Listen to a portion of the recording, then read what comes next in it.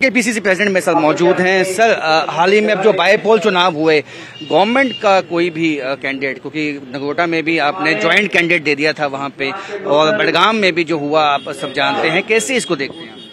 देखिए, जहां तक बडगाम का ताल्लुक है, बडगाम में जो लोगों में एक तब्दीली आई, एक साल के अंदर अंदर जो तब्दीली आई, उसकी जो हम समझते हैं, जो लोगों से बात करके हमें पता चला, एक तो वो ब्रोकन प्रॉमिसेस हैं जो मैनिफेस्टो को में थे, और लोगों में इस चीज का बहुत ज्यादा रोष है कि आपने जो प्रॉमिसेस किए थे वो फुलफिल नहीं हुए। दूसरी वजह जो है, जिस वक्त उमर साहब वहां से इलेक्शन लड़ रहे थे और साइमल्टेनियसली गांदरबल से भी इलेक्शन लड़ रहे थे, तो उन्होंने दोनों जगह ये डिक्लेयर किया था कि जिस जगह से, जिस कॉन्स्टिट्यूएंसी से हमें ज्यादा लीड आएगी, हम उस कॉन्स्टिट्यूएंसी को रिटेन करेंगे। तो बडगाम के लोगों ने उनको एक हैवी मार्जिन से जिताया, लेकिन उन्होंने उसके बरक्स जो है वो गांदरबल की सीट रिटेन की और बडगाम को छोड़ दिया। ये एक बहुत बड़ा एक रीजन बन गया वहां पे रिजेंटमेंट का, कि एक तो आपने हमें छोड़ दिया आपके प्रॉमिस के खिलाफ कि हम इसको रिटेन करेंगे, दूसरा एक साल से हमें किसी ने नहीं पूछा। तो वो एक जो वहां पे जो दिल में जो उनकी बात बैठी, वो यही थी कि उन्होंने हमें धोखा दिया, या उन्होंने हम सईद आगा का कोई आपको लगता है फैक्टर वो भी था एक? कौन सा?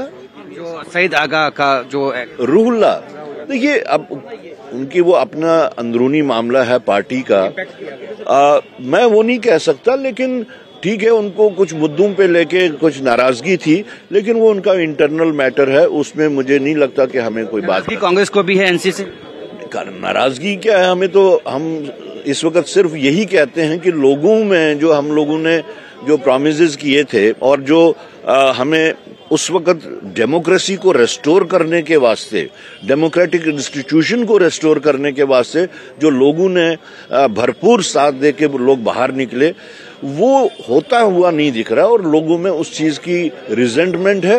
तो उसी रिजेंटमेंट को हम सरकार के सामने पेश कर रहे हैं। देश में जो रिजल्ट आए बिहार के, उस पे भी आपको लगता है कि फ्री एंड फेयर नहीं हुए? देखिए, वो तो फ्री एंड फेयर का आज साबित हो गया कि राहुल गांधी जी जो इतनी देर से कह रहे थे कि ये सरकारें जो हैं ये वोट चोरी की बुनियाद पे यहाँ पे एस्टैब्लिश हुई हैं, वो उसका एक बदतरीन एग्जाम्पल सामने आ गई।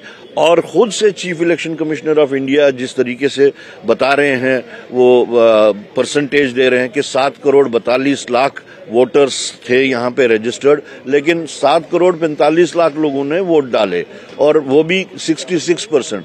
तो ये जो कॉन्ट्राडिक्टरी बातें, और या ये कहें कि जो सच्ची बातें उनके मुंह से निकल रही हैं, ये खुद से दर्शाता है कि बहुत ही मैसिव स्केल पे रिगिंग हुई है, जिसको हम कहते हैं कि प्री पोल रिगिंग प्लान की गई थी। बहुत शुक्रिया। तो उमर अब्दुल्ला को जो है अपने किए वादों को मुकम्मल करना होगा, क्योंकि लोगों में गुस्सा पैदा हो रहा है। इसकी तस्दीक हाल ही में हुए बाईपोल इलेक्शन में भी देखने को मिली है। कैमरामैन साइबर भट्ट के साथ राजन वैद, न्यूज़ 18 जम्मू।